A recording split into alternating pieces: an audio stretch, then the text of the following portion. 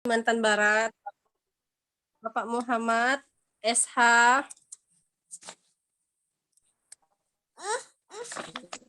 Yang terhormat juga Ketua RPA Kalimantan Barat, Kak Putriana MPD.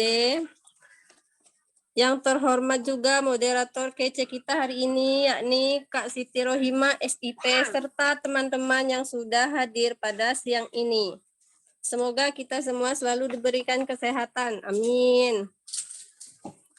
Alhamdulillah, puji syukur kita panjatkan karena berkat rahmatnya kita masih bisa berkumpul di sini bersama-sama menimba ilmu dari para narasumber yang sangat luar biasa, meski harus dilaksanakan secara online. Acara ini merupakan acara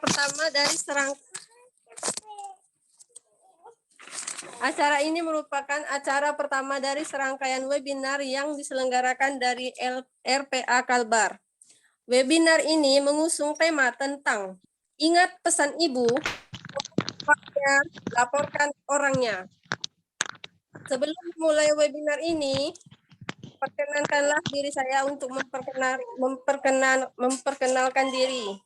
Saya Sri Apriani sebagai MC pada siang ini yang akan membacakan susunan acara, yakni pertama pembukaan, 2 sambutan, 3 diskusi, dan 4 penutup.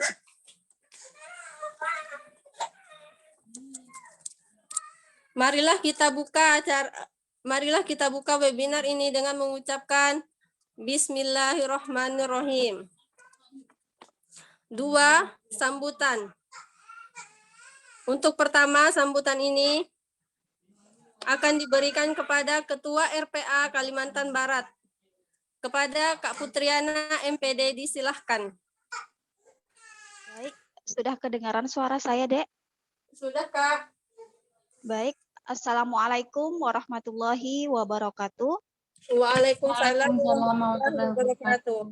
Selamat siang dan salam sejahtera bagi kita semua. Shalom, Om Swastiastu, Nama Budaya, dan salam kebajikan. Alhamdulillahirabbil alamin wa bihi nasta'inu ala umuri dunya waddin wassalatu wassalamu ala asyrafil anbiya'i wal mursalin sayyidina Muhammadin wa ala alihi wa sahbihi ajma'in. Amma ba'du. Pertama-tama marilah kita memanjatkan puja dan puji syukur atas kehadirat Allah Subhanahu wa taala, karena berkat limpahan dan rahmatnya kita dapat berkumpul di Zoom meeting ini dalam rangka mengikuti webinar dengan tema Ingat Pesan Ibu, Tolak Uangnya dan Laporkan Orangnya. Kedua kalinya selawat beserta salam semoga senantiasa tercurahkan kepada baginda kita Muhammad SAW, karena beliau telah membawa kita dari alam kegelapan menuju alam yang terang benderang.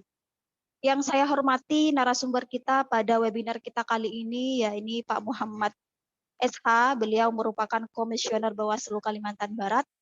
Kemudian yang saya hormati Kak Nidom, saya lihat hadir tadi beliau di sini, beliau adalah pengurus RPA Pusat Bagian Riset. Yang saya hormati teman-teman Zoom yang rela hadir pada hari ini meluangkan waktunya, dan serta yang saya banggakan teman-teman pengurus RPA Kalimantan Barat yang hadir pada siang hari ini. Webinar ini merupakan webinar yang kesekian oleh RPA Kalbar laksanakan.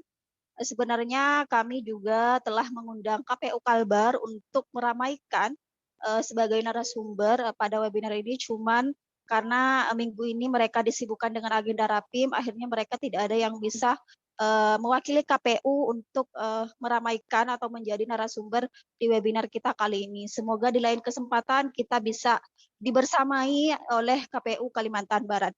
Nah, hari ini kita mengambil tema Ingat Pesan Ibu, Tolak Uangnya dan Laporkan Orangnya. Kenapa? Karena memang Rumah Perempuan dan Anak tidak hanya fokus kepada advokasi, tapi juga kajian dan pendidikan. Dan ini termasuk pendidikan politik bagi perempuan, begitu. Jangan sampai perempuan itu menjadi target oleh kasus-kasus money politik. Karena memang saya telaah di Kuburaya itu bahkan perempuan ikut andil besar dalam terjadinya money politik pada pemilu yang sebelumnya, begitu. Kita menginginkan proses demokrasi yang sehat untuk kemudian melahirkan kebijakan yang sehat. Kalau misalnya proses demokrasinya sehat, tidak ada money politik, maka kebijakan-kebijakan yang akan dilahirkan akan sehat. Bahkan kebijakan yang cenderung berkesetaraan seperti itu. Jangan sampai yang terpilih itu malah orang-orang yang hanya mengandalkan uang, bukan misalnya orang-orang yang memang mau melahirkan kebijakan-kebijakan bagi rakyat banyak seperti itu. Demikian yang bisa saya sampaikan, kurang dan lebihnya mohon maaf. Terima kasih atas segala perhatian dan mohon maaf atas segala kekurangan. Wallahul muwaffiq ila aqwamit thoriq. Wassalamualaikum warahmatullahi wabarakatuh. Warahmatullahi wabarakatuh. Baiklah, terima kasih Kak Putri untuk sambutannya. Untuk selanjutnya, sambutan diberikan kepada Komisioner Bawaslu Kalimantan Barat, kepada Pak Muhammad SH, disilahkan.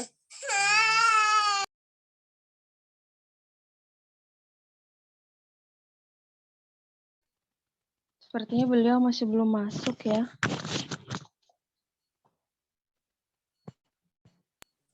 Belum ada, Kak? Belum. Beliau belum masuk ya?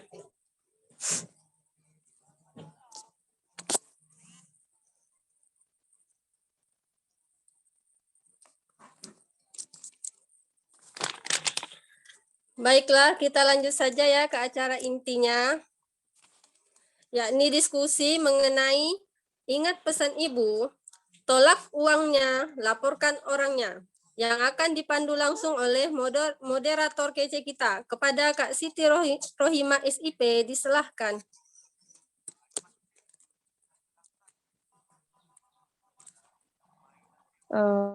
Sebelum lanjut, mohon izin dulu bentar ya. Saya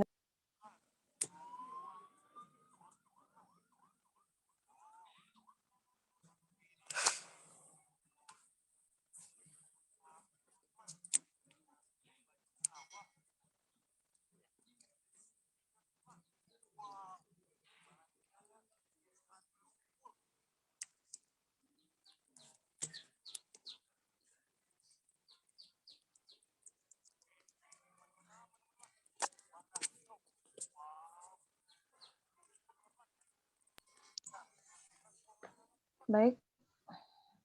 Mungkin beliau lagi, saya juga nggak tahu, cuma tadi sempat balas chatnya saya. Maksudnya untuk, karena saya sudah sampaikan bahwa room sudah dibuka begitu ya. Sebelumnya saya ucapkan terima kasih kepada sahabat Sri atas kesempatannya kepada saya untuk memandu jalannya diskusi pada kesempatan siang ini. Baik, Assalamualaikum warahmatullahi wabarakatuh. Waalaikumsalam warahmatullahi wabarakatuh. Perkenalkan, nama saya Siti Rohimah, Sekretaris RPA Kalimantan Barat, yang pada kesempatan hari ini ingin memandu jalannya webinar pada kesempatan hari ini, yang mana pada kesempatan hari ini tema webinarnya adalah ingat pesan Ibu, tolak uangnya dan laporkan orangnya. Dan ini sangat menarik sekali teman-teman semuanya, bahwa seperti yang kita ketahui, bahwa pada tahun 2024 nanti kita akan dihadapkan dengan pemilu, yaitu pemilihan presiden, pemilihan DPRD, dan DPR provinsi, begitu ya. Nah, yang menjadi perbincangan di sini, kenapa tolak Ibu, kenapa tidak tolak Bapak, gitu kan. Karena yang kita tahu, ternyata yang rentan di lapangan itu ya memang, kita kaum perempuan, kaum ibu-ibu, bahkan apalagi di tengah kondisinya yang menurut saya saat ini lagi di tengah pandemi begitu ya. Kalau kata teman-teman sekarang itu, ya wong dikasih uang gitu masa mau ditolak begitu kan, dalam kondisi di tengah pandemi begini. Apalagi sekarang eranya lagi, kalau kemarin COVID-19, nah sekarang ada lagi Omikron gitu.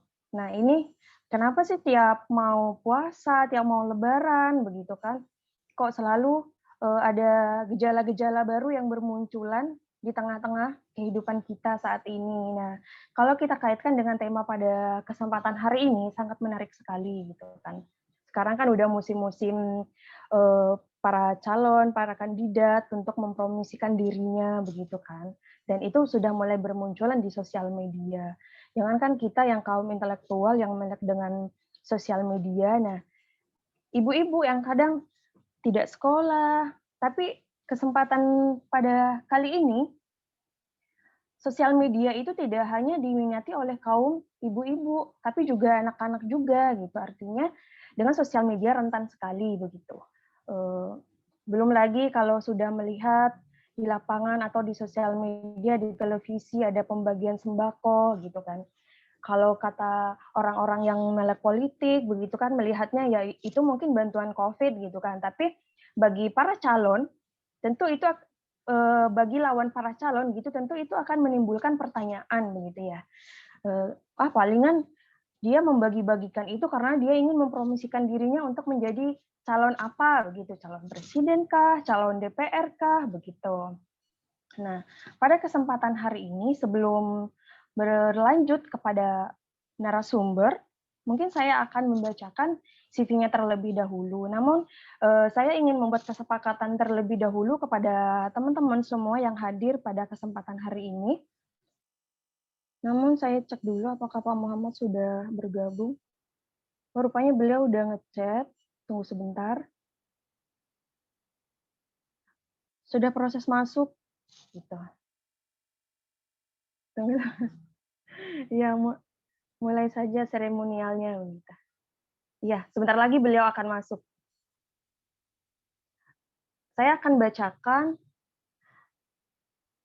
CV-nya beliau supaya teman-teman juga memiliki pandangan siapa sih narasumber kita gitu, kenapa bapak-bapak, kenapa nggak ibu-ibu, temanya kan ingat pesan ibu, tolak uangnya dan laporkan orangnya begitu ya.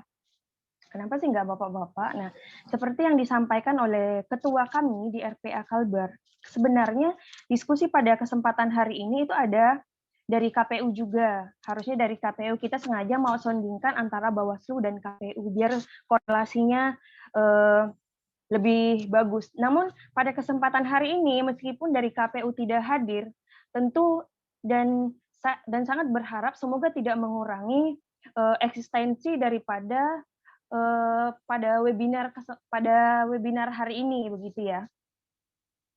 Dan teman-teman supaya tidak penasaran lagi, saya akan bacakan CV-nya beliau. Kira-kira siapa sih beliau gitu ya. Nama beliau ternyata pas saya baca di CV-nya kalau di pamfletnya itu kan namanya cuma Pak Muhammad SH. Ternyata rupanya beliau itu sudah S2 ya. Berarti harusnya MH begitu. Cuma di CV-nya ya udah dibacain sesuai yang ada di pamfletnya aja. Yaitu nama beliau Pak Muhammad SH. Beliau tempat lahirnya Sampang 17 Januari 1977 gitu. Dan alamat beliau Jalan Kelurahan Siantan Tengah, Kecamatan Pontianak Utara, Kota Pontianak, Provinsi Kalimantan Barat. Status perkawinan, beliau sudah menikah dan sudah punya anak 3.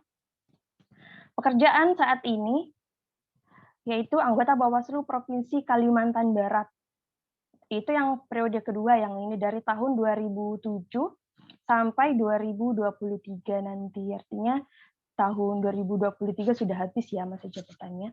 Tetapi kerennya lagi, beliau itu ternyata dua periode menjadi anggota Bawaslu Provinsi Kalimantan Barat, yaitu pada tahun 2013 sampai 2017. Wah, keren banget. Kita nggak salah pilih gitu menjadikan beliau sebagai narasumber pada tema yang menurut saya ya keren banget untuk kita para kaum perempuan dan juga kaum mama gitu ya.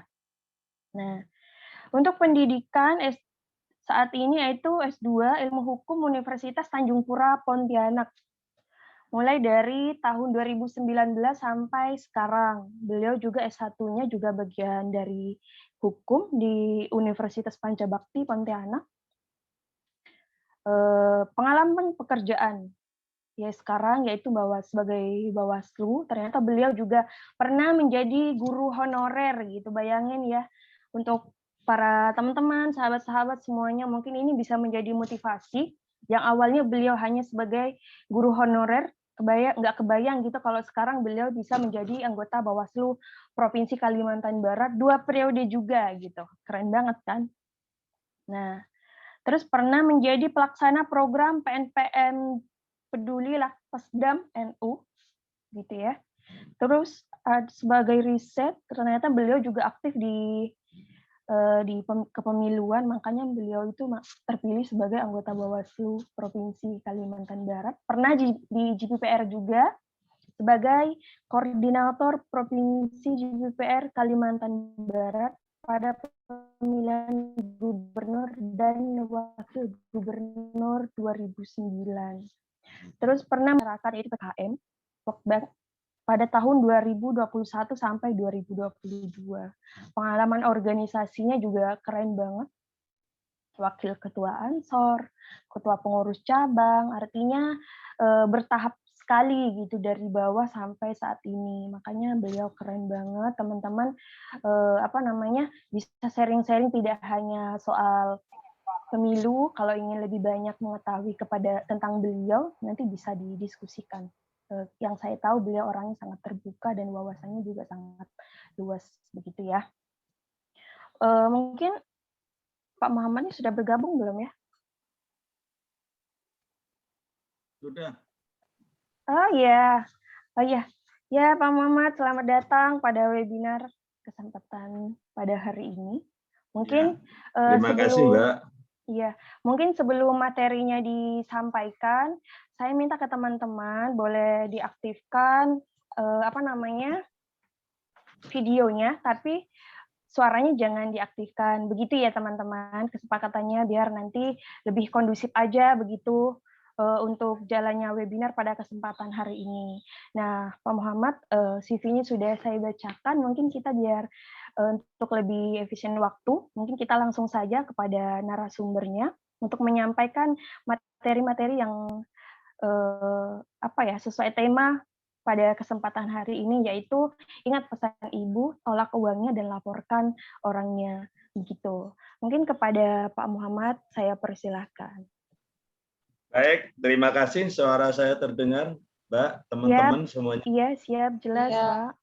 Ya, Mbak Putri selaku Ketua RPA, Mbak Siti sebagai sekretaris, teman-teman peserta webinar hari ini yang tentu saya hormati, saya banggakan.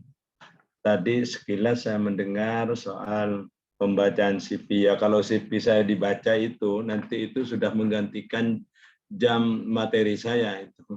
Karena saya membuat CV itu harus detail, hati-hati, karena itu bagian dari proses menjual diri. Gitu. Menjual diri supaya laku untuk dilihat orang lah. Kalau saya dulu membuat CV itu supaya laku diambil menantu. Kalau sekarang supaya laku untuk membangun eksistensi.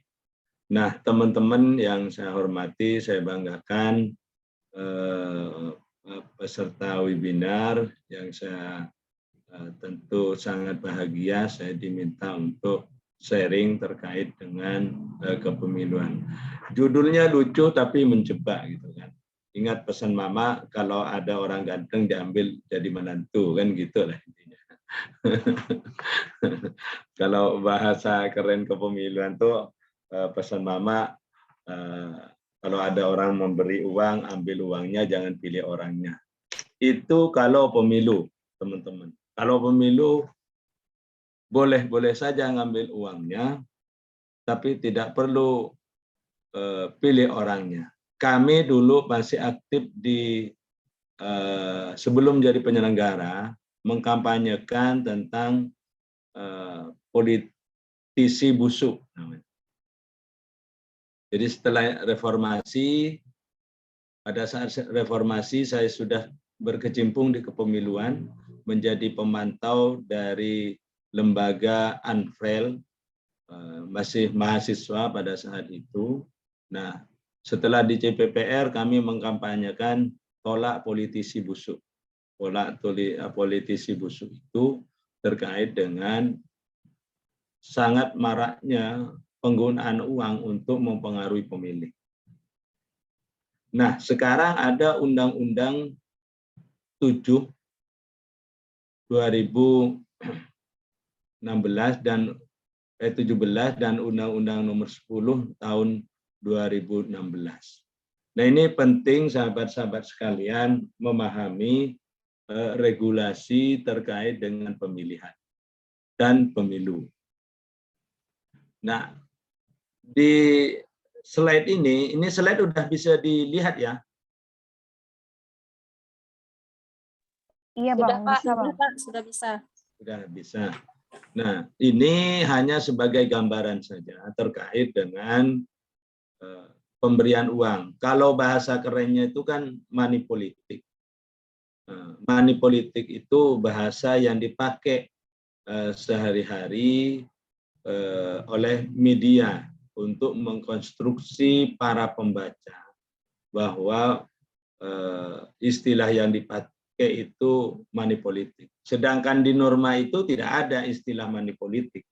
Yang ada itu adalah pemberian uang untuk mempengaruhi, pemberian uang, barang, dan jasa untuk mempengaruhi pemilih, untuk tidak memilih atau menggunakan hak pilihnya atau merusak hak pilihnya. Nah, itu yang disebut dengan money politik. Nah, sahabat-sahabat sekalian, teman-teman yang saya banggakan, tentu kualitas pemilu itu ditentukan bukan hanya oleh penyelenggara, tetapi kualitas pemilu yang berkualitas, bermartabat, itu juga ditentukan oleh pemilihnya. Nah, karena pemilu itu ada tahapan, mulai dari pemutakhiran data pemilih, sampai pendaftaran calon, penetapan calon, masa kampanye, masa tenang, pemungutan, dan penghitungan serta rekapitulasi, sampai pada akhirnya penetapan calon, baik itu pasangan calon maupun juga peserta pemilu di saat ada pemilihan legislatif. Nah, sahabat-sahabat sekalian, konteks pemberian uang, barang, dan jasa itu hanya berlaku di 3 tahapan. Di tahapan kampanye, di tahapan hari tenang, dan di tahapan pemungutan suara. Jadi kalau pemberian uang itu terjadi sebelum tahapan kampanye, maka itu tidak ada norma yang mengatur demikian. Atau pemberian uang itu diberikan pada saat penghitungan suara, itu pun juga tidak punya korelasi lagi. Tapi kalau penghitungan masih, karena di hari pemungutan suara. Di hari pemungutan suara itu ada 2 tahapan. Tahapan pemungutan suara dan tahapan penghitungan suara. Nah, kalau pemberian uang, barang, dan jasa itu diberikan sesudah penghitungan suara, maka itu tidak punya ketentuan norma yang mengatur baik itu sanksi maupun juga larangan. Nah, teman-teman, saya hanya ingin menyampaikan terkait dengan ketentuan aturan. Penyelenggara itu tidak boleh berasumsi. Penyelenggara itu hanya menyampaikan apa yang ada di ketentuan, baik nomor 10 maupun juga nomor 7. Selain itu tidak boleh. Dan melakukan tindakan, baik itu pengawasan, pencegahan, dan penanganan pelanggaran, itu berdasarkan ketentuan, baik yang diatur oleh PKPU maupun juga Perbawaslu. Nah, menarik, saya membedah saja terkait dengan tema itu, ambil uangnya jangan pilih orangnya. Itu pesan mama. Berbeda dengan pesan mertua atau juga pesan penyelenggara. Itu kan pesan mama. Entah mama tiri atau mama kandung atau mama angkat, wallahu a'lam bishawab lah yang seperti itu. Yang jelas kalau pesan penyelenggara, cegah pemberian uang. Tapi tidak pernah mau melarang, jangan pilih orangnya. Itu dikembalikan kepada penyelenggara. Penyelenggara tidak mungkin tolak uangnya, jangan pilih orangnya. Itu sama saja penyelenggara itu tidak imparsial. Tidak dalam posisi di tengah. Jadi pilihan itu diserahkan sepenuhnya kepada yang punya hak konstitusi, politik maupun hukum, yaitu pemilih. Penyelenggara hanya mengatakan tolak uangnya, jangan ambil uangnya ya, tolak uangnya. Silahkan tentukan pilihannya. Nah, kenapa demikian? Karena menerima uang di Undang-Undang Nomor 10 itu pidana juga. Jangan coba-coba diambil itu. Tetapi dalam ketentuan di Undang-Undang 7 memang tidak mengatur demikian. Terkait dengan penerimaan uang. Nah, ini penting. Artinya pemberi dan penerima sama-sama melanggar hukum. Nah, itu ketentuan normanya seperti itu. Nah, langkah apa yang harus dilakukan supaya pesan mama itu ideal terhadap penyelenggaraan pemilu serentak tahun 2024? Karena pemilu serentak 2024 itu ada 2 event dan 2 undang-undang yang harus diberlakukan, yaitu pemilihan umum, yaitu DPD, DPR, DPRD provinsi, DPRD kabupaten, dan pemilihan presiden itu dilaksanakan di bulan Februari, yaitu artinya 2 tahun lagi, Valentine Day. Jadi nanti memilihnya itu di tanggal 15, tapi ya tanggal 14 itu kan sudah asik, di 2024. Nah, di bulan September itu juga ada pemilihan kepala daerah serentak nasional, gubernur, bupati, wali kota. Yang perlu juga dipikirkan dan kita pahami adalah bahwa integritas pemilih itu akan berakibat kepada kualitas calon. Jadi kalau pemilih itu murahan, maka calon itu akan membeli. Pasangan calon itu akan membeli. Nah, ini menjadi pesan moral maupun juga ketentuan hukum bahwa pemilih itu yang punya mandat, yang menentukan arah kepemimpinan, baik itu legislatif maupun juga eksekutif 5 tahun berikutnya. Nah, kalau pemilih itu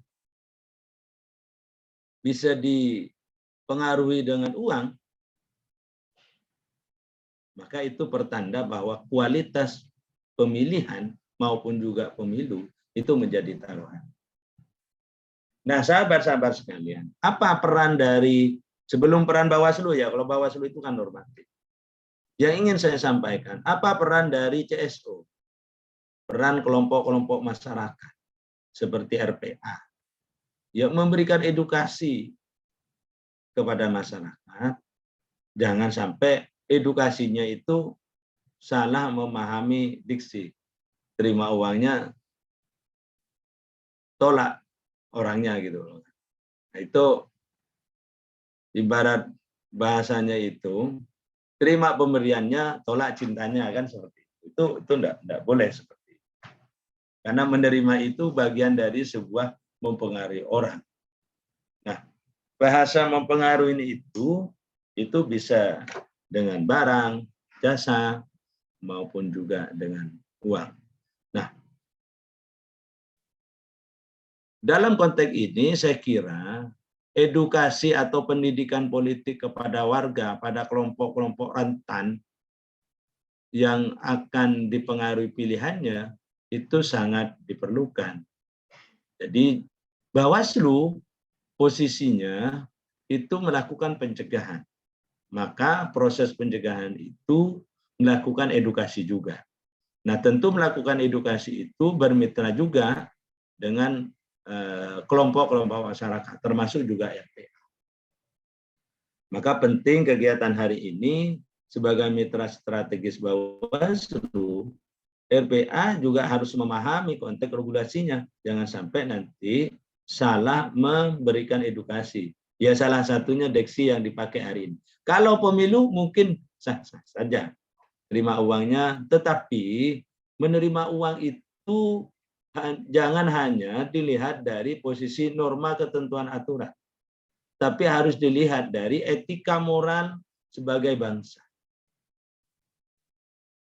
Kayaknya orang Indonesia itu kalau tangan di bawah itu tidak asik deh. Bahasa gaulnya begitu. Apalagi kesannya dibeli. Itu lebih aib. Maka pesan yang harus disampaikan itu bahwa menerima politik uang, menerima pemberian para politisi untuk mempengaruhi pemilih itu adalah tindakan yang tidak bermoral. Bahasanya itu harus dipakai bahasa yang paling kecil. Sehingga punya kualitas, punya integritas sebagai warga negara yang punya hak hukum dan hak politik. Nah, ini yang perlu juga disampaikan. Nah, itu peran-peran di luar penyelenggaraan. Nah, di saat penyelenggaraan, tentu kita secara umum saja ada pemberian uang itu di saat kampanye. Jelas. Di saat kampanye itu harus bisa dibedakan. Mana biaya kampanye yang disebut bahan kampanye, mana uang untuk mempengaruhi pemilih. Jadi di ketentuan PKPU itu memang diatur. Orang itu bisa menerima barang, orang itu bisa menerima uang sebagai kompensasi dari kegiatan kampanye. Tetapi jumlahnya dibatasi. Jumlah barang harganya dibatasi. Jumlah uang untuk kompensasi bensin, transport itu juga dibatasi. Jadi menerima uang bensin atau biaya untuk transportasi itu boleh. Terus menerima makan, terus bahan kampanye itu bisa saja payung, bisa saja kaos, itu boleh. Boleh. Tetapi tentu ada ketentuannya. Harga barang itu ada batasannya. Biaya transportasi ada hitung-hitungan. Jadi tidak dianggap bahwa ini kampanye harus puasa, tidak makan. Boleh dikasih makan. Dikasih bensin juga boleh. Dikasih kaos juga boleh. Dikasih payung boleh. Dikasih topi juga boleh. Tetapi jangan pula harga topinya 500.000. Sarungnya dikasih harga lamiri atau BHS. Itu yang tidak standar. Itu bukan bahan kampanye. Itu adalah alat atau barang yang mempengaruhi pemilih. Ya senang-senang saja kalau umpamanya hadir di kampanye dikasih sarung BHS. Dikasih sarung lamiri. Yang harganya 500.000. Ya kalau umpamanya dikasih gajah duduk atau gambarnya Cap City duduk, ya sah-sah saja, wong harganya cuma 60.000. Jadi begitu ya, sahabat-sahabat sekalian. Nah, itu di tahapan masa kampanye. Kalau ada pemberian uang di hari tenang, itu bukan bahan kampanye lagi. Itu walaupun jumlahnya atau barangnya sama dengan bahan kampanye. Itu sudah bahan kampanye. Tapi itu uang untuk mempengaruhi pemilih. Walaupun jumlahnya sedikit. Walaupun jumlahnya tidak seberapa. Tetapi itu dianggap mempengaruhi pemilih. Nah, ada juga money politik atau pemberian uang itu di saat pemungutan suara. Hari pemungutan suara. Jadi orang, ya yang paling banyak itu kan hari tenang dan pemungutan suara. Hari tenang itu adalah 1 hari, 3 hari sebelum pemungutan suara itu hari tenang. 1 hari sebelum pemungutan suara, katakanlah dini hari, maka disebut nama istilahnya itu serangan fajar. Serangan fajar itu di hari. Nah, konsekuensinya apa? Ada ketentuan pidana bagi pada pemberi. Nah, yang memberi itu siapa? Apakah langsung dan tidak langsung? Dua-duanya. Bisa saja pasangan calon, pelaksana kampanye, atau tim pemenangan istilahnya, atau siapapun. Karena apa? Norma yang mengatur itu pemberian langsung dan tidak langsung. Bisa dititip melalui koordinatornya, yang tidak terdaftar sebagai pelaksana kampanye. Atau dititip kepada orang melalui tim kampanye. Pokoknya pemilih dikasih uang oleh siapapun, kalau kaitannya dengan proses pemilihan, itu tidak boleh. Sanksinya apa? Pertama, sanksi pidana. Ada kurungan pidana yang mengatur demikian, yaitu melalui peradilan umum. Jadi kalau yang memberi itu tim kampanye, yang menerima pemilih, wes oke. Itu nanti ditangani secara pidana pemilu di peradilan umum. Nah, Bawaslu juga akan memproses pelanggaran administrasinya jika dilakukan secara masif. Artinya semua orang disogok dari separuh desa atau separuh kecamatan, separuh provinsi. Maka sanksinya itu adalah dibatalkan pencalonannya. Kalau sudah terpilih, dibatalkan calon terpilihnya. Nah, ini yang perlu kami sampaikan kepada teman-teman, sahabat-sahabat. Memang money politik itu menjadi momok dari proses sebuah demokrasi. Kalau kita ingin berdemokrasi yang baik, maka cegahlah penggunaan uang itu dengan cara apa? Menolak pemberiannya. Dan laporkan pemberinya. Itu yang paling pas itu kalau Bawaslu itu. Tolak uangnya dan laporkan pemberinya. Atau bahasa kerennya itu, ambil uangnya untuk bukti dan laporkan pemberinya. Nah, itu lebih keren. Kalau pesan mama kan beda jauh. Terima uangnya, suruh ngelamar orangnya, umpamanya kan seperti itu. Bagi yang masih bujangan, kayak Mbak Siti atau teman-teman yang lain. Itu buat asik saja diskusinya, jangan sampai ada hal yang kaku gitu kan. Maka pemilu itu sebagai pesta demokrasi tentu menjadi hal menarik untuk kita ikuti, kita kawal prosesnya. Karena ini pesta demokrasi, ya tentu pesta itu jangan sampai ada yang mencederai. Biarkanlah pesta demokrasi itu berjalan dengan baik, yang memilih dengan nuraninya langsung umum bebas rahasia, langsung umum bebas itu tanpa intervensi, tanpa pengaruh. Rahasia ya tentu supaya tidak diketahui. Jangan sampai nanti, maka untuk mengantisipasi pasca bayar gitu loh. Kan ada prabayar, ada pasca bayar. Pilih dulu, buktikan bahwa kamu memilih, maka fotokan surat suara yang dicoblos. Nanti saya bayar. Nah, ini sebagai bentuk kreativitas antisipasi dari pemilih. Jadi pasca bayar gitu. Jadi supaya tidak kena norma, karena normanya itu mempengaruhi pemilih di masa kampanye, mempengaruhi pemilih di masa tenang, mempengaruhi pemilih di hari pencoblosan atau pemungutan suara. Nah, kalau itu mempengaruhi pemilih, itu transaksinya di luar, itu kan soal teknis pembayarannya. Mempengaruhinya itu sebelum pemungutan suara. Maka ini kreativitasnya luar biasa. Kalau pada saat pelaksanaan pemilu, maka penting keterlibatan banyak pihak untuk mencegah terjadinya money politik itu. Artinya money politik itu mestinya itu menjadi kultur masyarakat untuk menolak. Nah ini kan kadang mumpung saja. Nanti kalau sudah berkuasa tidak ingat saya. Jangan seperti itu. Edukasi itu harus diberikan kepada pemilih bahwa apa? Mandat yang diberikan kepada wakil rakyat maupun juga kepada kepala daerah yang akan dipilih secara langsung itu melalui konsensus. Konsensus atau bahasa istilahnya itu apa ya? Kontrak politik, bukanlah kontrak politik seperti itu. Maka penting pada saat kampanye itu diberikan ruang yang seluas-luasnya.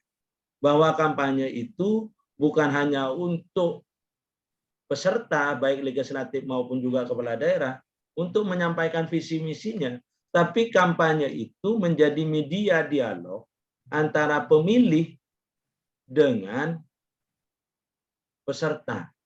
Sehingga penyelenggara itu memberikan fasilitas oleh KPU dan Bawaslu mengawasi substansinya. Maka terkait dengan pelaksanaan kampanye itu ada tatap muka, ada pertemuan terbatas, ada penyebaran alat peraga kampanye, ada juga rapat umum, yaitu kampanye yang mendatangkan artis rame-rame. Itu sebagai apa? Sebagai media, supaya orang sebagai punya mandat politik, hak politik dan hak hukum itu mendapatkan informasi yang baik dari tim suksesnya, dari pasangan calonnya, maupun juga dari peserta calon legislatifnya, baik itu DPD maupun juga DPR. Nah, supaya apa? Itu menjadi keterikatan politik antara pemilih dan peserta. Masa keterikatannya hanya persoalan NPWP kan, nomor piro, bayari piro gitu. Itu yang perlu kita cegah sama-sama. Perlu kita cegah sama-sama. Karena keputusan norma juga tidak boleh. Keputusan MUI saja itu juga haram. Nah ini yang perlu juga saya sampaikan. Kurang lebihnya saya mohon maaf. Tentu kita akan lebih luas, lebih mendalami kalau kita membangun dengan cara diskusi. Saya kira itu saya kembalikan kepada moderator Mbak Siti Rahmah. Mudah-mudahan apa yang saya sampaikan ini menjadi pemantik diskusi yang lebih menarik, lebih asik, lebih enjoy dalam memahami regulasi kepemiluan, tugas-tugas penyelenggara pemilu, maupun juga hak dan kewajiban dari peserta pemilu. Saya kira itu. Terima kasih. Assalamualaikum warahmatullahi wabarakatuh. Waalaikumsalam warahmatullahi wabarakatuh. Terima kasih Bang Muhammad. Materinya luar biasa. Tapi tadi ada teman-teman yang ngechat katanya PPT-nya nggak jalan gitu kan. Mungkin apa yang mau ngelihat materinya dari beliau gitu kan. Tapi Iya. penyampaian beliau sebenarnya sudah mewakili dari PPT itu sendiri, sudah sangat jelas bahwa dari namanya politik uang, dari tema yang kita ambil tadi, ambil uangnya dan laporkan ingat pesan ibu, tolak uangnya dan laporkan orangnya, begitu ya. Nah, seperti yang kita tahu nih Pak Muhammad, bahwa kualitas pemilu seperti yang disampaikan oleh beliau ternyata bukan ditentukan oleh calonnya, tetapi oleh pemilihnya. Makanya kita penting sekali RPA melakukan edukasi-edukasi yang seperti ini, sehingga itu bisa menyadarkan kaum-kaum perempuan yang sebenarnya terutama yang ibu-ibu gitu ya, sangat rentan sekali dengan yang namanya politik uang. Karena dalam politik uang itu memang tidak harus uang saja yang diberikan, bisa aja sebagai umpannya seperti minyak goreng, beras, begitu. Kalau mama sekarang kan dikasih seperti itu tuh udah apa ya, udah senang banget gitu kan, apalagi lagi di tengah pandemi COVID seperti ini, yang tadinya COVID-19 sekarang malah varian baru lagi menjadi Omicron, seperti itu. Namun pada diskusi kali ini saya akan memberikan kesempatan kepada teman-teman untuk bertanya. Yang ingin bertanya boleh raise hand, boleh berbicara langsung, atau yang malu berbicara juga boleh silakan ketik di kolom komentar. Nanti biar saya bacakan. Tapi kalau memang misalnya ada yang ingin bertanya secara langsung, saya persilakan kepada teman-teman sekalian sebelum melanjutkan diskusi-diskusi yang lainnya.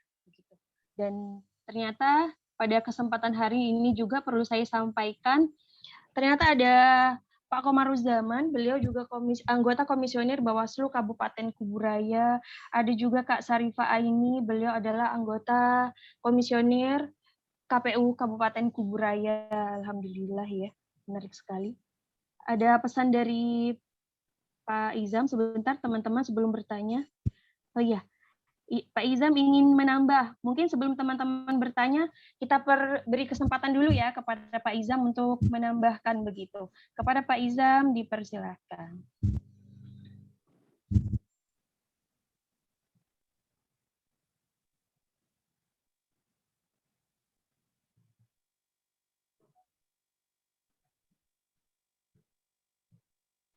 Silakan, Bang.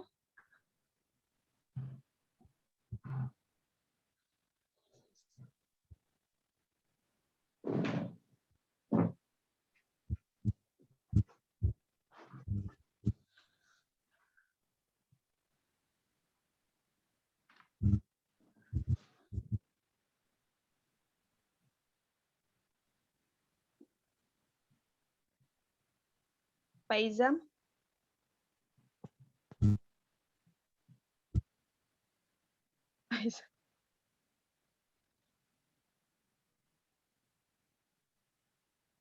Pak Izam boleh. Silakan kalau ingin menambahkan.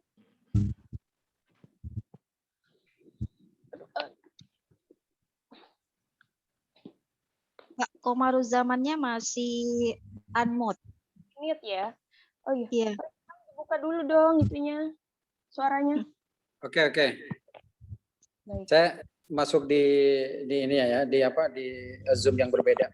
Karena kayaknya trouble di di voice-nya atau di sound-nya. Assalamualaikum warahmatullahi wabarakatuh. Waalaikumsalam warahmatullahi wabarakatuh. Yang terhormat dan saya hormati Pak Muhammad, anggota Bawaslu Provinsi Kalimantan Barat, yang dalam hal ini menjadi pembicara dalam diskusi pada siang hari ini berkaitan dengan politik uang atau money politik. Teman-teman yang hadir cukup lumayan ini. Ada Bu Sarifah juga dari KPU Kuburaya. Baik, saya langsung saja kayaknya. Ini persoalan politik uang ini kan menjadi momok ya, menjadi dari pemilu ke pemilu itu yang kemudian yang terus kita bicarakan, terus kemudian kita lakukan pencegahan, lakukan komunikasi politik dan lakukan pendidikan politik kepada masyarakat berkaitan dengan tolak politik uang. Nah, saya kira memang saya mencoba untuk ini saja, izin Pak Muhammad untuk kemudian menambah hasanah diskusi pada siang hari ini. Jadi ada 3 komponen kan ya, ada 3 komponen yang harus kemudian sama-sama mempunyai integritas. Kalau salah satunya tidak punya integritas, artinya tidak saling menjaga, maka akan menjadi problem begitu. Jadi 3 itu adalah penyelenggara, lalu kemudian peserta pemilu ya, baik itu karena di 2024 ini kan ada partai politik, terus kemudian di November 27 kita akan pilkada, jadi ada calon gitu ya. Nah, itu yang kedua. Kemudian yang ketiga, komponen yang ketiga adalah pemilih itu sendiri. Nah, kalau di antara tiga ini kemudian timpang, artinya tidak sadar bahwa memberikan atau menjanjikan sesuatu itu akan berdampak begitu. Nah, ini yang kemudian menjadi PR. Kalau misalnya penyelenggaranya integritasnya oke begitu ya, integritasnya oke. Lalu kemudian pesertanya oke, misalnya pesertanya oke, katakanlah begitu. Atau mungkin pemilihnya yang oke, tetapi tidak untuk peserta pemilunya yang tidak oke, yang kemudian masih memberikan atau menjanjikan atau mengiming-imingi. Nah, saya kira memang tiga komponen ini yang kemudian juga harus kemudian sama-sama memberikan edukasi ya, yang hari ini dilakukan oleh sahabat-sahabat RPA, begitu ya. Nah, ini juga menjadi catatan penting untuk bagaimana menyadarkan masyarakat atau pemilih itu untuk kemudian tidak menerima. Nah, kaitannya dengan politik atau pemberian ini, menjanjikan yang mengakibatkan menguntungkan atau merugikan orang lain, saya kira tiga komponen ini harus ketemu gitu. Harus ketemu. Kalau nggak ketemu maka ya akan terus terjadi gitu. Penyelenggaranya tidak berintegritas misalnya. Peserta politiknya berintegritas, pemilihnya ya itu juga nanti akan sama. Lalu kemudian salah satu saja yang kemudian hilang atau tidak berintegritas, maka ini akan menjadi problem. Nah, itu tantangan kita ke depan yang harus kemudian kita hadapi bersama. Saya kira itu, Bu Siti, memang antara penyelenggara, kemudian peserta pemilu, kemudian calon bupati, gubernur, bupati dan wali kota itu kemudian pemilih. Nah, itu yang kemudian juga harus sama-sama menyadari bahwa ini perbuatan yang kemudian dilarang. Di Bawaslu RI itu sudah meluncurkan yang namanya ada buku pegangan begitu ya. Itu ada pemilu berkah.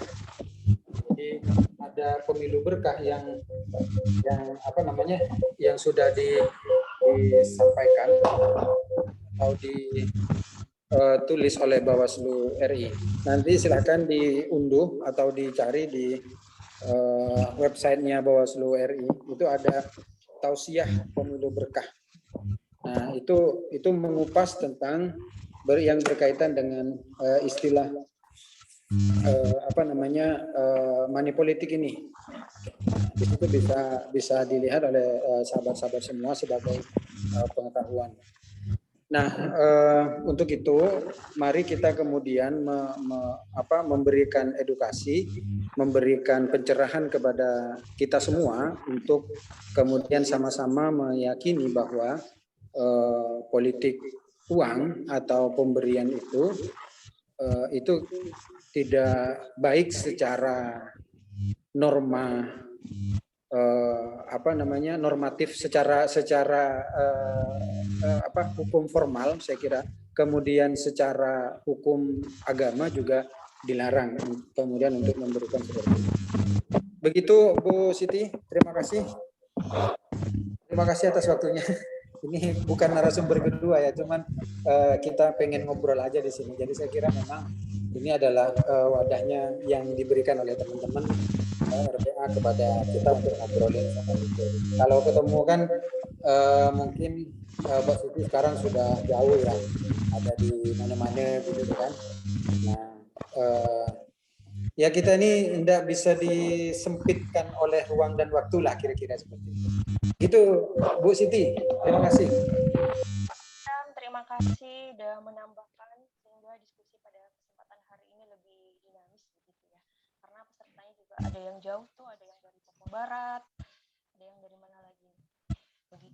Dan tanggapannya itu sangat edukasi bahan pembelajaran kita sebagai kaum perempuan yang tidak hanya dianggap rentan begitu ya. Oke, terima kasih sekali lagi kepada Pak Izam. Mungkin teman-teman dari peserta yang lain ada yang ingin bertanya, dipersilakan. Ada yang ngechat saya secara pribadi katanya mau nanya, katanya Bu Ketua boleh nggak sih nanya? Boleh banget dong Bu Ketua. Ya boleh lah. Ya, boleh banget Bu Ketua, silakan. Asal jangan nanya statusnya Izam, itu enggak boleh. Oke, baik, Terlalu terima pribadi kasih. Ya, Jatahnya 4, pimpinan. Tapi kan rasa 4 cukup. itu kata Rifati kayaknya. Oke, nanti Iya. kita lanjut dulu ke Bu Ketua. Silakan. Oke, baik. Terima kasih atas waktunya Ibu Moderator. Terima kasih kepada Pak Muhammad yang sudah mau membersamai kami di webinar kita yang kesekian kalinya. Sebenarnya ini Pak Muhammad kita sudah ngajak KPU juga, tapi memang mereka sedang rapim semua, jadi memang tidak ada yang bisa mewakili. Ini Pak Muhammad yang ingin saya tanyakan, dan ini juga saya khawatirkan sejak lama begitu ya, dan sempat saya utarakan juga di webinar soal kebanyakan calon legislatif kita di lapangan, baik yang calon maupun yang sudah itu, ke masyarakat itu menjanjikan sesuatu yang misalnya mau bangun apa, padahal kan kita tahu bahwa caleg atau anggota legislatif itu fungsinya adalah bukan sebagaimana eksekutif, bukan misalnya mereka membuat menghasilkan sesuatu seperti eksekutif begitu ya. Legislatif adalah membahasakan permasalahan di masyarakat melalui kebijakan atau undang-undang. Tapi memang gaya caleg kita di lapangan itu pakai gaya-gaya ala eksekutif begitu loh. Kalau misalnya dia terpilih mau bangun ini, mau bangun itu gitu kan. Padahal legislatif kita tahu dia fungsinya nggak seperti itu, dia cuma membahasakan permasalahan di masyarakat melalui kebijakan atau undang-undang seperti itu. Apakah itu termasuk pelanggaran yang mesti diawasi oleh Bawaslu atau bagaimana Pak Muhammad begitu? Karena memang banyak yang nakal juga sih, dan masyarakat kita juga akhirnya nggak tahu perbedaan antara legislatif, eksekutif begitu. Demikian pertanyaan saya Pak Muhammad, terima kasih. Baik, terima kasih Bu Ketua Putriana, pertanyaannya seru banget. Ya, anggaplah itu janji-janji palsu gitu ya, yang tidak pernah direalisasikan begitu sih kalau dari bahasanya. Dan apakah itu tuh dianggap pelanggaran atau bagaimana tuh menurut pandangan Bawaslu itu sendiri? Kepada narasumber Pak Muhammad dipersilakan untuk menjawab. Nah ini kok saya harus menjawab yang bukan topoksinya. Nggak, Bawaslu itu Mbak Putri, teman-teman semuanya mengawasi tahapan. Tetapi ada tugas lain memberikan edukasi terkait dengan kepemiluan. Nah kalau soal dana aspirasi di luar konteks itu kok suaranya bunyi macam-macam itu. Kayaknya kurang kondusif. Halo? Gimana, udah nyaman, Pak? Ya, tadi bunyinya seperti mau kapal mau nyerbu musuh gitu. Agak berisik. Baik. Jadi Bawaslu itu tidak posisi mengawasi perilaku anggota dewan atau bupati yang sudah ditetapkan sebagai bupati maupun juga anggota dewan. Itu sudah ranahnya undang-undang lain, undang-undang MD3. Tetapi sebagai bentuk edukasi dan menjadi keterkaitan, penting memang masyarakat itu mengontrol bahwa yang menjadi pelaksana administrasi pemerintahan itu adalah eksekutif. Legislatif itu mengontrol. Cuman kadang bahasanya itu kan lagak-lagaan seperti pelaksananya saja, itu nggak ada.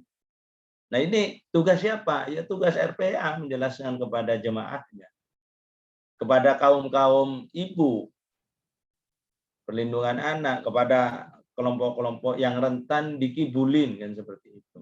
Ini kan cilakanya begini, dalam proses demokrasi yang memisahkan antara eksekutif, legislatif, dan yudikatif seperti ini penting ada jembatan. Jadi yang menjembatannya apa? Ya kelompok-kelompok masyarakat. Jadi jangan sampai masyarakat itu tidak paham. Rias politika itu nggak paham. Ya harus kalau paham kuliah semua. Ya nggak begitu dong. Kurang arif kita kalau ngomong. Siapa yang menjelaskan? Ya pendamping masyarakat. Lah EPA ini kan mau memposisikan, bukan menjadikan dirinya sendiri sebagai CSO, tapi menjadi jembatan dari kelompok masyarakat, civil society, dengan stakeholder kepentingan ketatanegaraan. Ada eksekutif, legislatif, dan yudikatif. Nah, masyarakat supaya tahu, oh yang melaksanakan program pemerintah itu eksekutif, yang ngawasi, yang diberikan mandat oleh rakyat, yaitu legislatif. Bukan legislatif yang membawa proyek, tapi legislatif yang memperjuangkan untuk memenuhi kebutuhan masyarakat. Dealnya kan seperti itu. Nah, ini yang ya kalau Bawaslu ngomongin seperti itu salah kaprah. Tetapi penting juga mengajak RPA untuk menyampaikan ini. Ini loh kondisinya. Kenapa masyarakat itu rentan diberikan uang untuk mempengaruhi pemilih? Sehingga dia mengorbankan dirinya sendiri. Kan jelas ketentuan di Undang-Undang, kalau dulu kan Undang-Undang 10 tahun 2016. Sekarang masa pandemi itu namanya Undang-Undang 6 tahun 2020. Isinya sama. Tetapi masa pandemi memang sempat dilakukan revisi terbatas.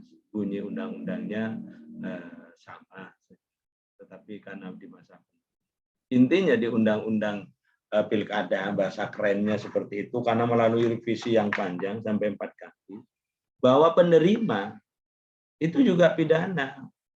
Lah kok masyarakat ini berani mengorbankan dirinya sendiri, menerima uang gitu loh. Padahal itu disanksi hukum pidana.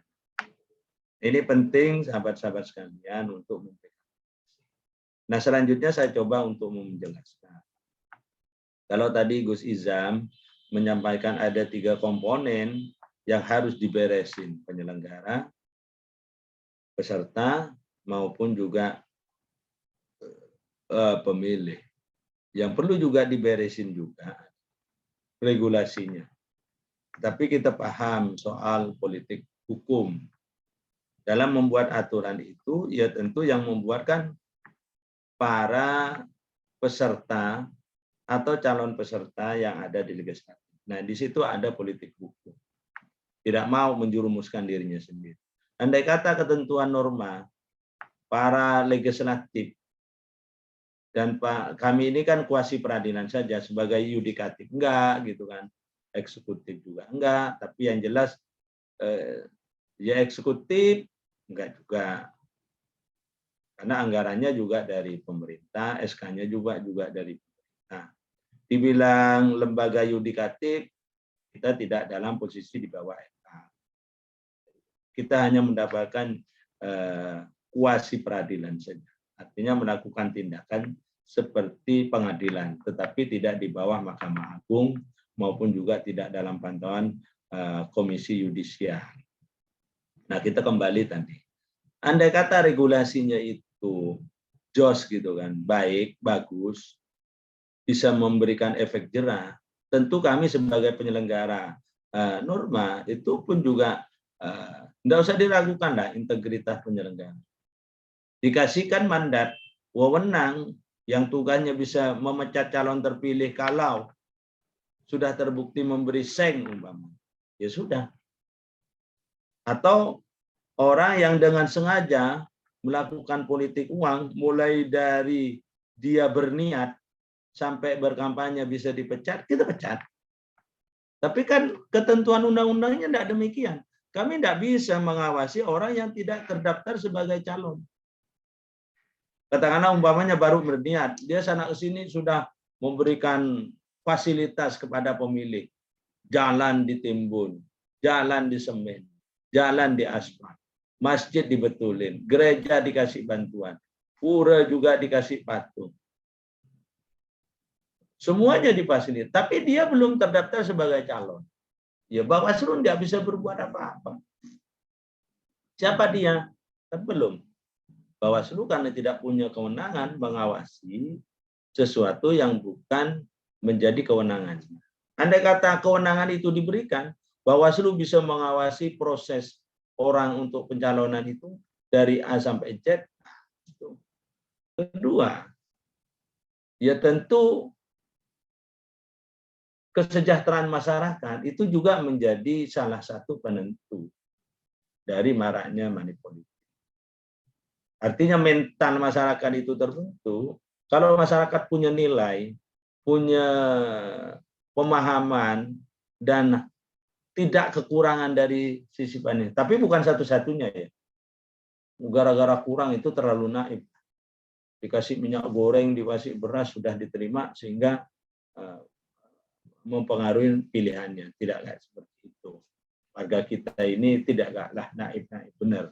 Yang cilaka itu adalah mental pesertanya, juga mental pemilihnya, bukan soal penyelenggaranya, tapi ketentuan normanya itu dibuat lemah. Tugas siapa ini? Ya RPA bisa teriak-teriak. Masa kami mau menuntut? Kami hanya memberikan gambaran saja. Ini loh ketentuan undang-undang dalam posisi lemah. Kenapa? Ya pengalaman kami.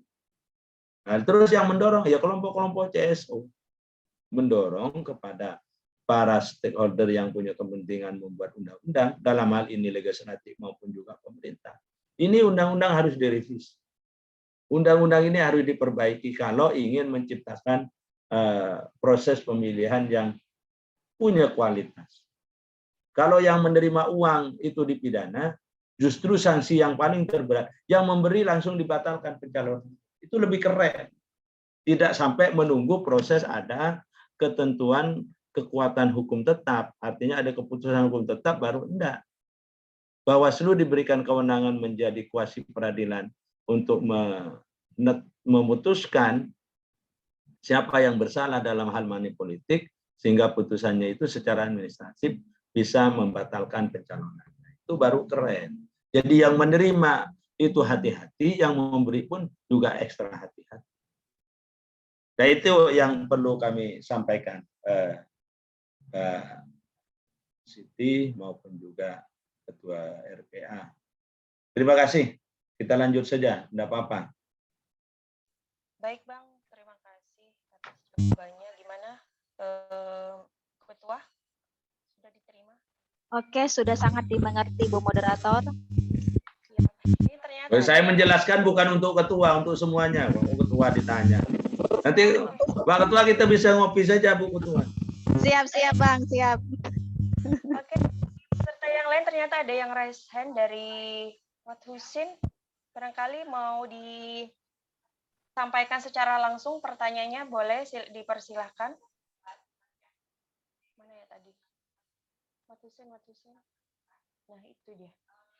Husin Siliwangi. Ya, kepada Husin Siliwangi dipersilakan tadi yang raise hand. Barangkali ada yang ingin dipertanyakan. Sebelum ke pertanyaan selanjutnya, di sini kebetulan ada itu Pak Muhammad, ada dari RPA, ada Kak Nidom ya. Beliau mungkin kita mempersilakan beliau dulu untuk menyampaikan sepatah dua patah tentang tema pada kesempatan hari ini selaku perwakilan dari RPA Pusat. Kepada Kak Nidom, mungkin saya persilahkan. Assalamualaikum warahmatullahi wabarakatuh. Waalaikumsalam. Aduh, ini kayak ditodong mendadak ini saya ini. Maaf nggak bisa on kamera ya, karena memang sambil ngomong anak ini. Oh iya, baik Kak. sekali ketika RPA Kalimantan Barat memiliki inisiatif mengangkat tema soal ini ya, tolak uang. Tolak uang aslinya kan gitu ya, tolak uangnya jangan pilih orangnya gitu kan, kata Pak Muhammad tadi ya. Pak Muhammad ini asli dari Sampang ya Pak? Nggih, Mbak. Oh, makanya ini logat-logat Maduranya masih aja itu ya. Kebuninya masih di Waduk Nipah. Saya dari Bojonegoro ini Pak. Oh, saya asli Padangan dulu. Oh, walah ternyata satu rumpun ini ya Bojonegoro. Oh, saya dekat Kuncen itu loh, Mbak. Oh ya, Kuncen di situ ada. Saya Bojonegoro Kapasnya, Pak. Oh, ternyata iya. satu. Gak apa-apa, sama-sama mandi aliran Sungai Bengawan Solo. Iya, Pak Muhammad. Pak Muhammad sebenarnya ya, untuk money politik itu sudah menjadi hal yang sepertinya itu lumrah atau wajar, Pak, dimanapun itu ya. Bahkan tidak hanya taraf pemilu nasional ya Pak ya, bahkan pemilihan kades pun itu ya lumrah. Jadi hal yang lumrah gitu ketika ada bom-boman gitu Pak kalau Bojonegoro itu. Jadi aduh pagi-pagi sudah ada yang ngebom gitu. Nah itu bagaimana Pak membasmi ya intinya bagaimana membuat hal-hal yang sebenarnya itu pelanggaran tapi menjadi pelanggaran yang wajar di masyarakat gitu Pak. Itu proses untuk sosialisasi membangun kesadaran di masyarakat kalau itu tuh salah itu gimana Pak menurut Pak Muhammad ini? Itu pertanyaan saya ke Pak Muhammad. Yang kedua saya mengapresiasi sekali ini ya penyelenggaraan webinar ini karena kampanye-kampanye kebaikan, baik itu terkait kampanye perempuan dan anak, ataupun soal ini ya, soal kesadaran atau sosialisasi pelanggaran-pelanggaran pemilu yang patut untuk diwaspadai itu juga perlu dikampanyekan ya. Dan semoga acara ini bisa berlanjut, bisa istiqomah, bisa menjadi hal yang rutin mungkin bisa dilaksanakan mungkin sepekan sekali, 2 pekan sekali, sebulan sekali gitu Pak. Gitu ya Mbak Putriana. Ya itu aja dari saya. Sekian. Assalamualaikum warahmatullahi wabarakatuh. Waalaikumsalam. Ya Kak Nido memang apa ya RPA ini kita tidak hanya fokus kepada terkait perlindungan anak atau isu-isu tentang perempuan, penjual atau kekerasan seksual saja.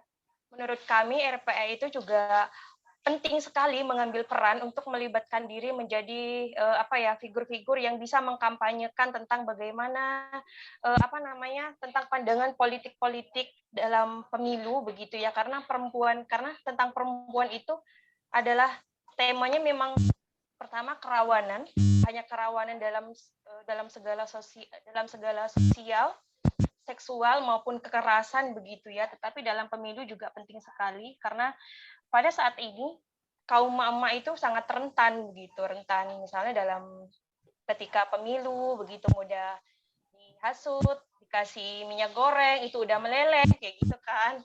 Kalau mama makanya kita RPA juga harus mengambil peran-peran itu supaya ketika turun ke lapangan tidak hanya mengkampanyekan tentang kekerasan seksual begitu, tetapi juga bisa mengedukasi tentang kepemiluan, bagaimana menjadi pemilih yang baik gitu.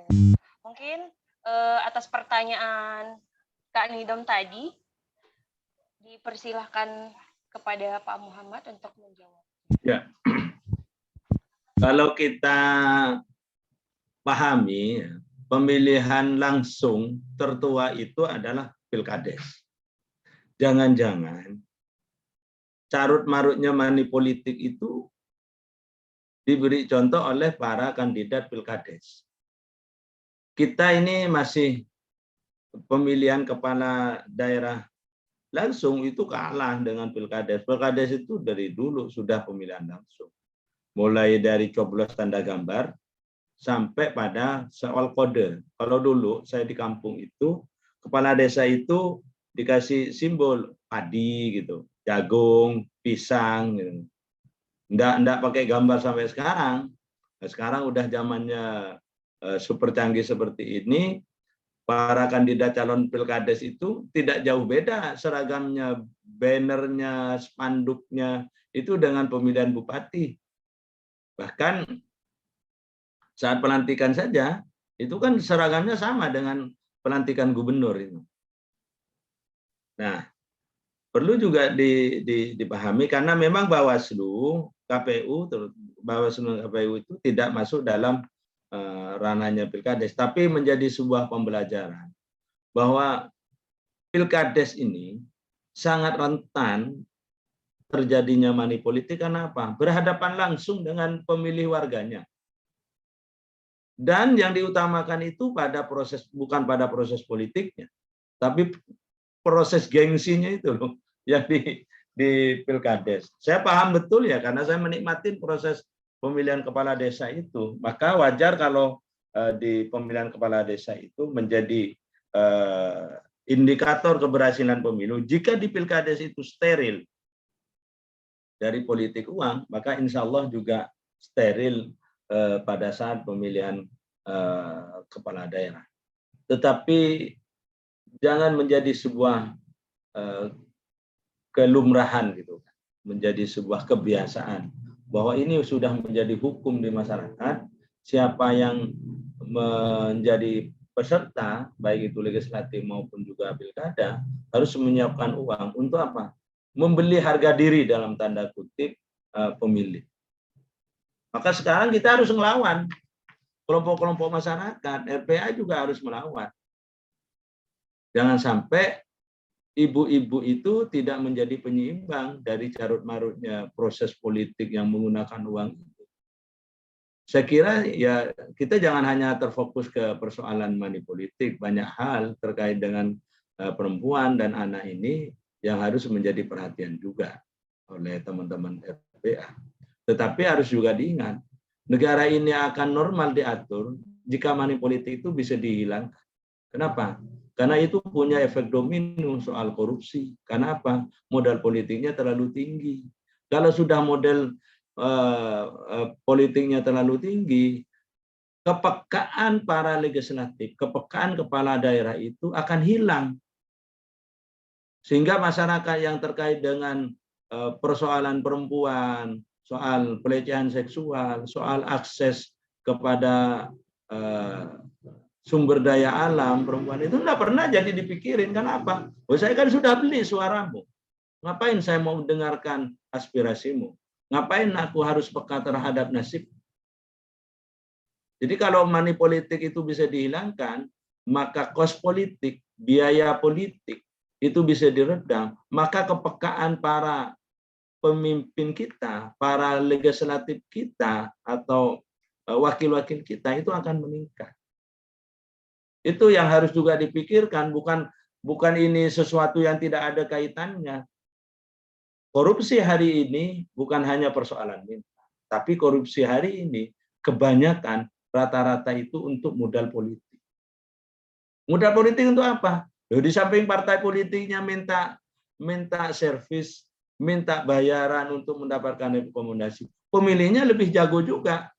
Anda nanti kalau sudah terpilih tidak ingat saya. Ya wajar. Kalau dalam proses politik itu ada transaksi kayak di pasar. Aku untung, you untung. Saya sudah beli, maka kuasa itu ada di saya. Nah, hak politik, hak hukum dari pemilih itu sudah tidak ada gunanya lagi kalau sudah memberikan mandat kepada legislatif maupun juga kepala daerah. Maka wajar para pemimpin kita, para wakil kita itu tidak memiliki kepekaan. Kalau sudah tidak memiliki kepekaan, persoalan perempuan juga diabaikan, persoalan anak juga diabaikan, persoalan hal-hal terkait dengan terpenuhinya hak perempuan itu juga diabaikan. Ngapain aku mikirkan lu? Aku mikirkan balik modal saja masih pusing kan. Saya kira itu ya, Mbak, teman Pak siapa tadi yang dari Bojonegoro? Kak Nidom. Kak Nidom. Terima kasih Pak Nidom. Ditunggu main-main ke Pontianak. Iya, Nanti kalau ke Pontianak ketemu Mbak Siti atau ketemu dengan Mbak Putri. Wallahu a'lam bishawab. Ini Siti ada di Jakarta kayaknya. Iya, Ya, Pak. pokoknya kalau ke Jakarta main aja ke saya, Pak. Makanya bahasanya tuh banget gitu. Udah kayak Betawi gitu. Baik, mungkin sebelum ditutup ini ada lagi nih. Boleh ya Pak Muhammad ya? Oh, silakan. Bu Saripah, monggo silakan. Ini Mas Husin boleh kalau mau berbicara langsung Mas, silakan. Biar Baik, ngomong. terima kasih. Baik, silakan, Mas. Ini kayaknya satu-satunya peserta laki-laki. Waktunya Ibu Siti. Warahmatullahi wabarakatuh. Salam. Maaf nggak bisa on kamera Pak karena lagi baru naik dari ladang ini masih lumus. Ya apa-apa. Perkenalkan nama saya Muhammad Husin dari Kuburaya, Kalimantan Barat. Saya tertarik dengan judulnya tolak uang dan laporkan orangnya gitu Pak ya. Enggak, judulnya lain. Ambil uangnya, Oh, pilih orangnya. Maksudnya itu terima lamarannya, tapi putuskan cintanya, gitulah bahasanya gitu. oh gitu. Saya kira tolak uangnya dan laporkan orangnya gitu Pak. Oh, itu persepsi dari Bawaslu itu. Jadi gini Pak, yang ingin saya tanyakan, karena maraknya pesta demokrasi sekarang ini, baik dari tingkat desa sampai ke atasnya itu, rata-rata itu money politik Pak. Tidak itu, maka masyarakat itu lebih banyak memilih golput. Tanpa adanya money politik, maka mereka memilih golput. Dan bagaimana caranya mengedukasi mereka politik, mereka bisa hadir untuk memilih dan menyalurkan suaranya gitu Pak untuk masa depan.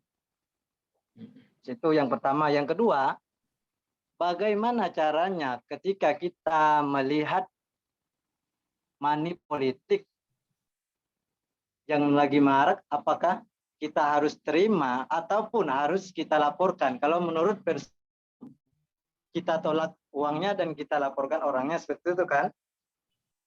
Jika memang kita harus melapor kemana kalau kita melapor, dan apakah itu tindakannya akan ditindak atau hilang-hilang begitu saja Pak? Karena selama ini setelah laporan kayaknya tidak ada tindakan Pak. Karena dari setiap calon itu hampir melakukan money politik, gitu aja Pak yang ingin saya tanyakan. Baik, terima kasih. Itu dari saya. Assalamualaikum warahmatullahi wabarakatuh. Waalaikumsalam warahmatullahi wabarakatuh. Terima kasih Mas Husin. Mungkin langsung dijawab aja kali ya Pak Muhammad supaya lebih. Kayaknya juga Izam bisa jelasin dong. Oh iya, boleh. Oh iya, tadi warga Kuburaya itu Pak Izam. Pak Izam masih ada nggak?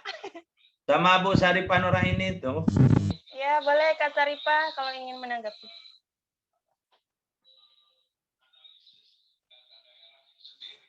Mana Pak Izam? Oke, karena dia masuk dalam ruang Zoom yang berbeda sepertinya. Baik, teman-teman. Golput itu akan ada dua dari perspektif kami ya. Ada golput itu karena pilihan. Golput itu karena politik. Berarti saya tidak mau pilih sepanjang calonnya ini. Atau ada alasan-alasan politik. Itu hak. Kenapa? Orang tidak memilih itu pun juga tidak dipidana. Orang tidak memilih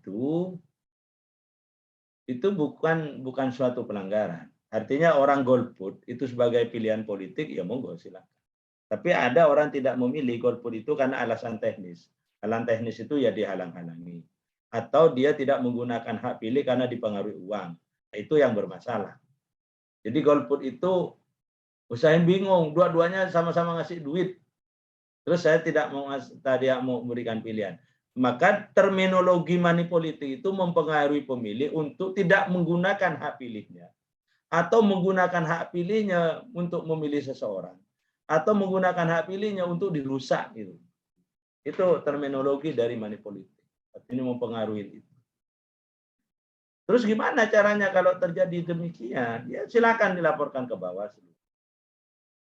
Hanya Bawaslu yang menangani itu. Percoba kalau melaporkan ke Mabes Polri umpamanya. Tidak ada gunanya. Mabes Polri tidak punya kewenangan. Karena apa? Ini kan berlaku lex spesialis, darogat, lex generalis. Artinya, perbuatan yang terkait dengan kepemiluan itu yang diberikan kuasi untuk menangani pelanggaran itu hanya Bawaslu.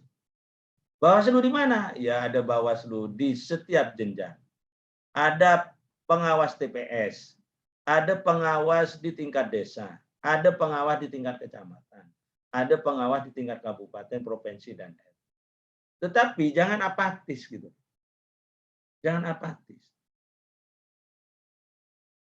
Apatis terhadap pemilu itu dengan cara golput. Golput tidak golput. Kepala daerah dan legislatif itu pasti terpilih. Kenapa? Karena tidak berlaku persoalan persentase orang menggunakan hak pilih itu enggak. Yang ada itu adalah siapa yang terbanyak itu yang terpilih. Mau satu kampung itu golput, terus ada 2 kampung memilih, ya 2 kampung itu yang dipilih. Enggak ada urusannya. Kecuali yang 2 kampung itu dihalang-halangi atau ada bencana dan seperti itu boleh berdasarkan keputusan kepala daerah. Itu diulang, bukan tidak terjadi. Artinya golput itu sesuatu, kalau bahasa hukum Islam itu perbuatan yang sia-sia. Orang yang tak punya tanggung jawab. Oh, karena saya tidak ada pilihan. Carilah pilihan yang terbaik di antara yang terburuk. Jangan sampai kita membiarkan kemungkaran itu terjadi. Oh, sama-sama buruk. Ya ayo kita sama-sama perbaiki. Karena sistem mengangkat pemerintah, apa kepala daerah atau pemimpin itu tidak ada cara yang lain kecuali melalui pemilu. Nah, kalau apatis, wah ini nanti tidak ditangani apa segala macam. Bawaslu itu pasti akan menangani. Cuman pertanyaannya, mekanisme penanganan pelanggaran terkait dengan pidana pemilu maupun juga administrasi, ada batasan waktu. Bawaslu itu hanya diberikan wewenang menangani pelanggaran itu 3+2 hari, hanya 5 hari. Maka kalau yang ngelapor itu ogah-ogahan, apalagi hanya sekedar ngelapor tanpa dilengkapi syarat formil dan material, ya keburu habis waktunya. Nah, kalau udah keburu habis, dibilangin Bawaslu tidak serius.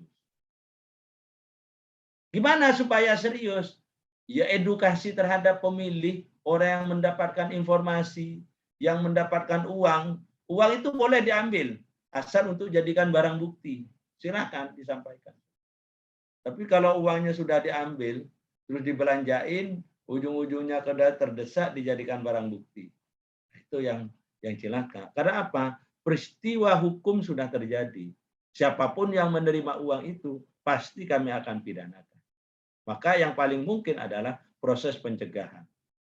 Ambil uangnya untuk dijadikan barang bukti, enggak apa-apa. Saya kira itu, silakan mungkin Gus Ijam atau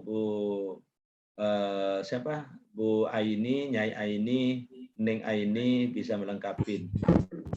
Terima kasih. Baik, terima kasih Pak Muhammad. Ini saya langsung saja ya Bu Siti. Ini kan Mas Husin Siliwangi ini di Kuburaya ya. Saya Bawaslu Kuburaya Pak. Salam kenal dari Komaruzaman. Kalau Bapak nanti ini dalam proses tahapan ya, yang sebentar nanti malam ini peluncuran apa ini nanti bisa diterangin sama Bu Syarifah lah. Kalau misalnya nanti menemukan pelanggaran berupa pemberian uang, itu seperti yang disampaikan Pak Muhammad, itu dilengkapi saja Pak. Kami berkantor di Jalan Ayani 2 atau Arteri Supadio di samping Gang Buncit. Jadi memang karena di samping Traktor Nusantara atau di samping Astra, gudang Astra. Jadi kami ada di Arteri Supadio yang ke arah Pontianak ya, sebelah kiri. Jadi kami di situ, silakan nanti kalau misalnya ada pelanggaran atau apa, kalau mau kemudian juga main-main dalam artian mau berdiskusi berkaitan dengan pemilu dan pemilihan, silakan, kami terbuka untuk masyarakat, karena memang kami atau di undang-undang itu diberikan atau diamanahkan untuk kemudian sosialisasi pengawasan partisipatif ya. Jadi siapapun boleh kemudian untuk berkunjung ke Bawaslu. Namun saya mengingatkan bahwa Bawaslu ini bukan lembaga aspiratif gitu ya, yang kemudian menyampaikan aspirasi. Jadi kemudian nanti ada temuan atau apa, hanya berkeluh kesah saja di Bawaslu. Halo? Iya. Iya, Pak. Halo? Ya. Masih terdengar ya? Oh, masih kedengar. Jadi Masih, kami Pak. senyap itu khusyuk mendengarkan. Jadi bukan lembaga seperti model kayak DPRD gitu ya, menyampaikan aspirasi, bukan.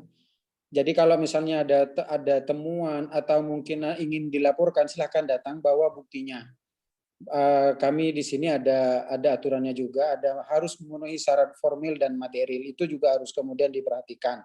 Nah, kalau pengen tahu syarat formil dan materialnya, ya nanti bisa kami jelaskan segamblang mungkin di kantor kalau memang misalnya ada. Atau mungkin kami akan bisa berbagi juga di media ya. Silahkan ikuti atau follow akun Instagram, kemudian Facebook, Twitter, dan YouTube kami. Di situ juga sudah diberikan informasi berkaitan dengan syarat material itu apa, syarat formil itu apa. Nanti bisa dipelajari oleh sahabat Husein Siliwangi. Jadi silakan saja ya Mas ya, nanti kalau misalnya ada pelanggaran, datang aja kantor, bawa buktinya, bawa saksinya, karena harus serius, tidak kemudian hanya kemudian mengeluh, kami melihat ini, tapi kemudian buktinya tidak ada gitu. Jadi nanti akan kita juga yang kemudian dianggap tidak serius begitu. Saya kira itu, diskusinya. Baik, terima kasih Pak Izam atas tambahannya dan juga responnya. Teman-teman, sebelum mungkin para penanya saya cukupkan dulu ya. Ini sebenarnya tadi dari mulai pukul 13 sampai 14.30, cuma karena tadi ada keterlambatan sedikit, agak molor-molor sedikit begitu. Mungkin kita untuk berdiskusi lebih panjang lagi nanti bisa dibuka lagi webinar selanjutnya, season 3, karena ini kebetulan sudah season yang kedua, yang pertama kemarin. Kita pernah webinar juga bersama Bawaslu Kabupaten Kuburaya, dan pada kesempatan hari ini alhamdulillah kita bisa webinar bersama Bawaslu Provinsi Kalimantan Barat. Begitu.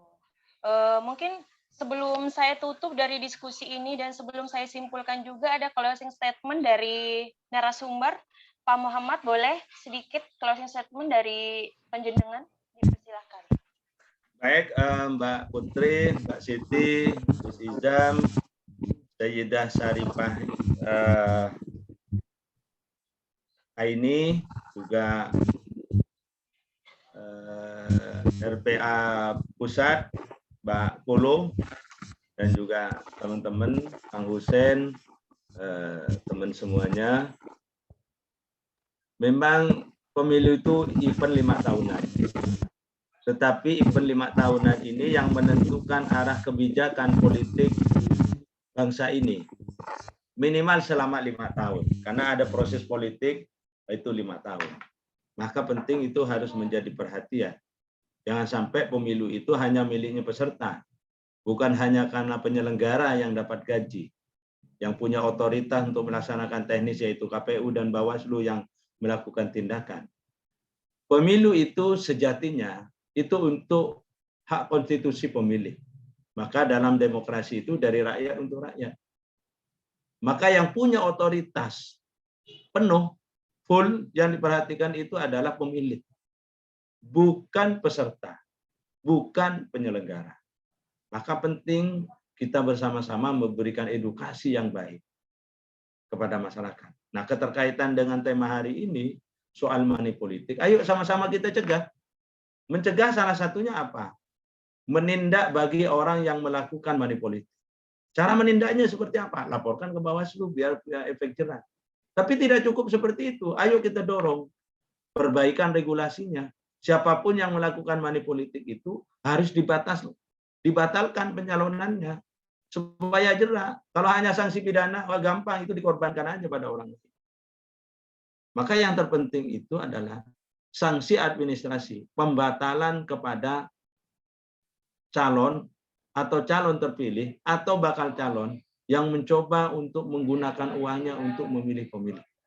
Saya kira itu closing statement saya. Kurang lebihnya saya mohon maaf jika ada kesalahan terkait dengan sikap, tutur kata, bahasa, maupun juga hal-hal lain yang kurang pantas, kurang baik. Saya mohon maaf yang sebesar-besarnya. Kurang lebihnya saya mohon maaf. Wallahul muwaffiq ila aqwamit thoriq. Assalamualaikum warahmatullahi wabarakatuh.